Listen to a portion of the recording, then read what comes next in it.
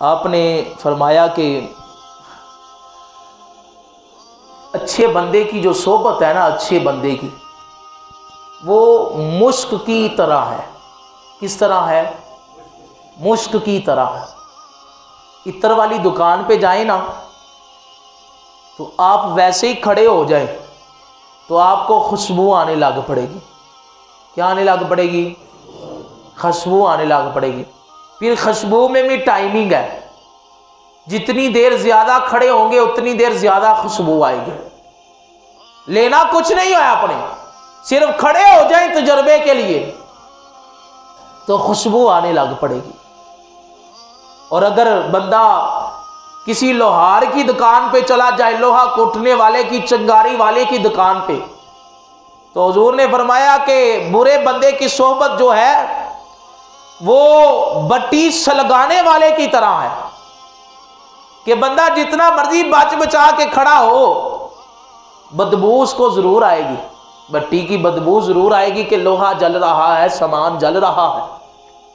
तो कहा अच्छा बंदा और बुरा बंदा दोनों इसी तरह है। अच्छे बंदे के पास बैठ जाओ, नमाजी परहेजी के पास बैठ जाओ, अल्लाह वालों के पास बैठ जाओ, लेना देना कुछ ना हो फिर भी अल्लाह तुम्हें उनका फैज़ अता करेगा। लेना देना कुछ भी ना हो, वैसे ही बैठ जाओ तो अल्लाह फिर भी तुम्हें उनका फैज़ अता करेगा। और फरमाया कि अगर तुम बुरे बंदे के पास बैठोगे तो फिर यही होगा, लेना देना कुछ भी ना हो, असर तुम्हें फिर भी पड़ जाना है। नौजवान बच्चे हैं ना, आजकल आपको पता है नौजवानों की हालत बड़ी नाजुक चल रही है।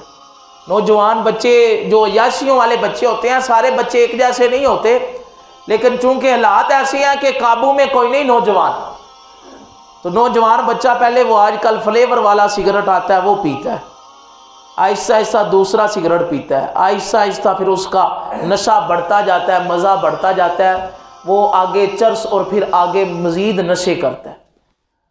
तो फरमाया इसी तरह जिस तरह बंदे के अंदर खुशबू वाला बैठा हो, कभी कभार मैं भी खुशबू लगा के, अक्सर तो मैं खुशबू लगा के ही नमाज पढ़ाने आता हूँ, तो बंदे सलाम लेते हैं, अक्सर मुझसे बच्चे सलाम लेते हैं, वो सलाम लेते हैं तो उनके हाथों पे खुशबू लग जाती है, ना उनकी नीयत लेने की होती है ना मेरी देने की होती है, लेकिन वो सलाम लेके सूंघते जरूर है कारी साहब ने खुशबू लगाई है।